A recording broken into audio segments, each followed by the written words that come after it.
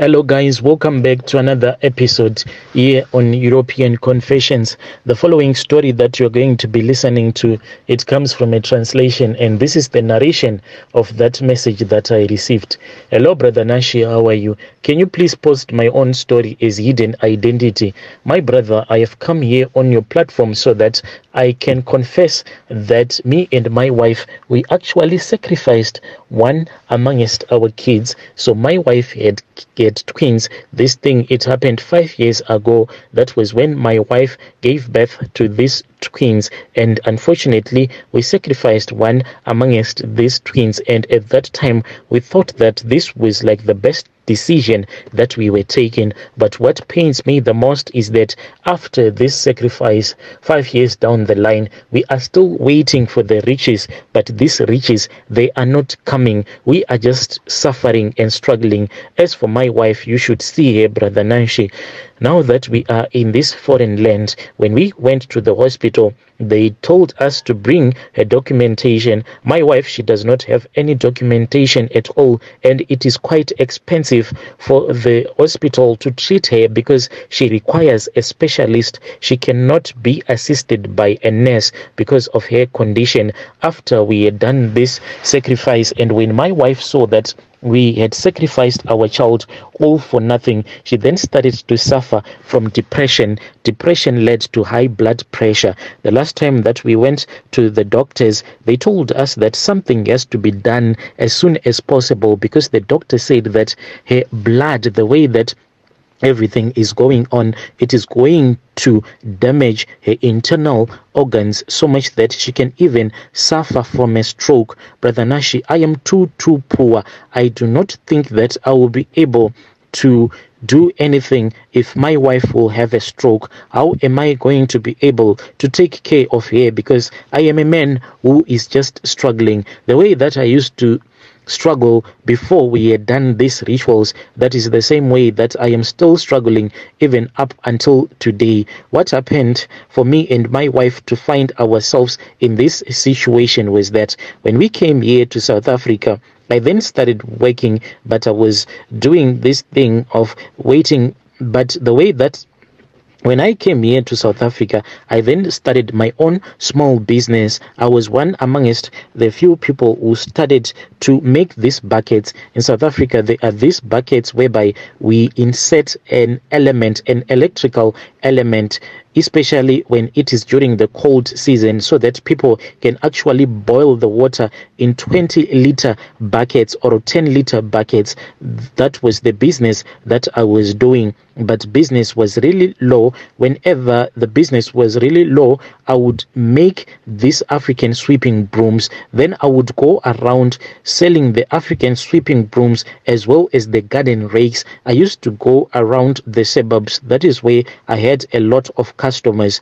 Then it happened that there was this other man in this other suburb. This man is from Ghana. This man, he used to buy these African sweeping brooms each and every week. He would buy one. So I always wondered where this man was taking all of these brooms, because I knew that he was my biggest customer. But this man, he always had a weird request. At that place where you will be holding it when you are sweeping it, he told me that I had to use red strings so that I can make a nice design. Then there was this other day when I said I am too poor, poverty has. Then there was this other day when I was walking around the suburb, I came across this man again, like always. He said that he wanted one amongst the brooms that I was selling. After I had given him that broom, and when he had given me the money, I said, "Sir, can you please help me?" He said, "How do you want me to help you?" I said, "Look at me. I am too poor. I cannot do this forever. I want you to help me. Please teach me how to make money." This man then just looked at me and he said, "Okay, it is fine. let me take your number. When he took my number, when I returned back home, I exaggerated everything, the whole scenario. I lied to my wife about what had happened. I told my wife that this man, I think that he has some contacts with other white people who are in Europe or maybe in America, so they are always buying these African products so that they can develop them further. I was really excited, as well as my wife. She was excited. Then this man, he called me and he told me that I was supposed to come to his place. I quickly rushed there with the support of my wife. When I entered into his yard for the first time, I saw how much beautiful his house was. A nice mansion, Brother Nashi.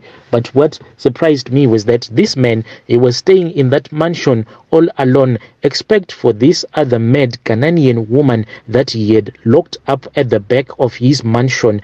When we were sitting in the living room, he then said, "Follow me." We then went at the back. So at the back, that is where this cottage, where he was locking up this mad Ghanaian woman. She looked at me and she spoke in the language that he understood, and he insulted that woman. You know, when someone insults a person even in the language that you do not understand, you can actually feel it. This is what happened. Then we went to this other place where there were dog kennels. Behind those dog kennels, I saw that there was an altar, and in the middle of that altar there were those big stands whereby you can place some candles. And I saw that amongst the items that were on that altar were one of those brooms that I had made. It seemed as if there was something that would come and eat up that broom. Later on, I found out that he had a creature that gives him money. This creature, it survives on eating those brooms